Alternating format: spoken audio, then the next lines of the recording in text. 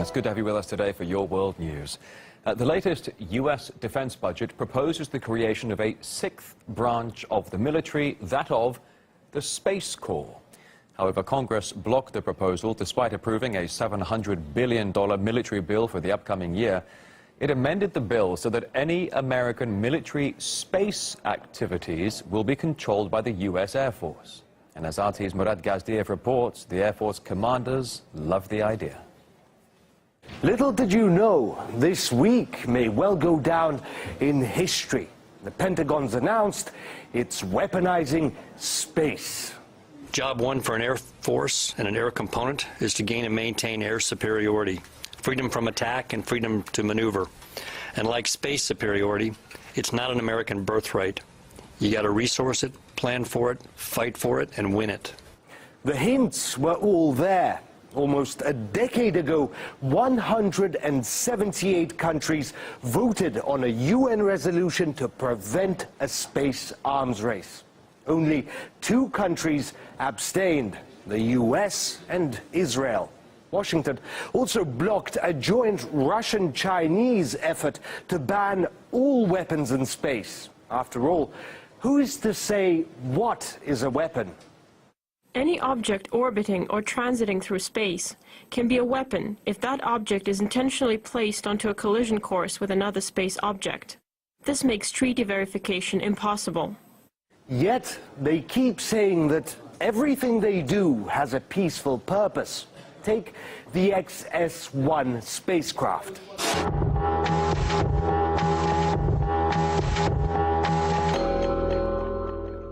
A jet that could put satellites into orbit on the cheap. Problem is, if it can take a satellite into orbit, it can also take a hostile satellite out of orbit. Who's going to stop them up there?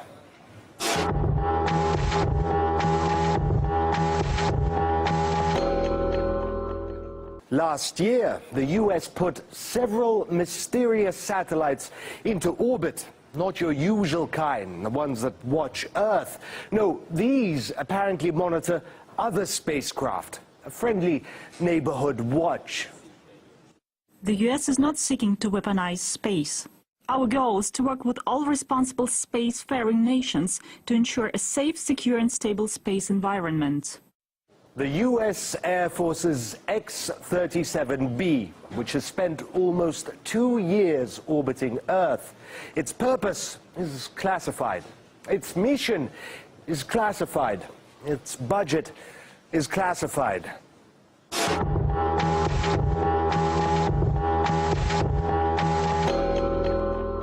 Then you've got the various kinetic bombardment and global strike projects that the Pentagon is reportedly pursuing. They'll probably say that those are peaceful too. So peaceful that the Pentagon's space budget was doubled last year from 5 to 10 billion.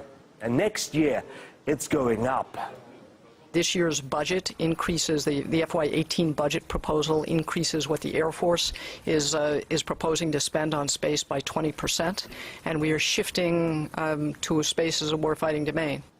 Just think of the message this sends. Ready, set, arms race.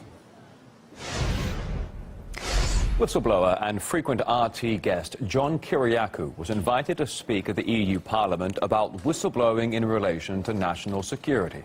But he was removed from the panel at the last moment because he co-hosted a radio program on the Russian media outlet Sputnik. Now, Kiriakou, he worked for the CIA for 14 years. In 2007, in a televised interview, he revealed the agency was waterboarding al-Qaeda suspects. He then spent 2 years behind bars for whistleblowing.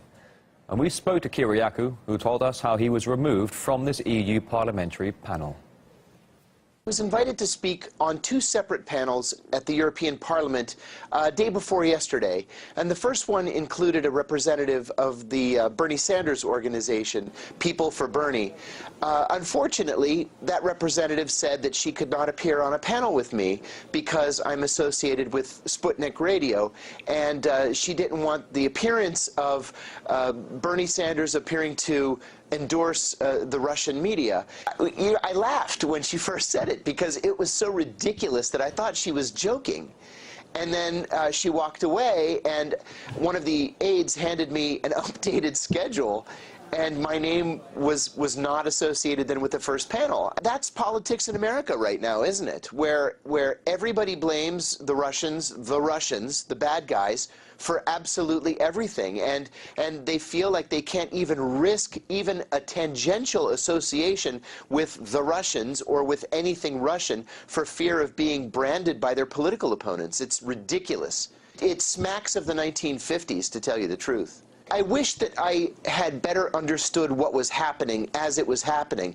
But like I said a moment ago, I thought it was a joke in the beginning, and before I could even process what was going on to object, the decision had been made to remove me. And it wasn't until I was doing the television interview that I finally said to the MEP, wait a minute, did I get thrown off that panel? And he said, well, we didn't want to make a problem with the other guests. And I thought, wow, okay, well, American politics rears its ugly head even in Brussels. Both Sputnik and RT guests have had to endure their share of naming and shaming. One European think tank recently branded them useful idiots.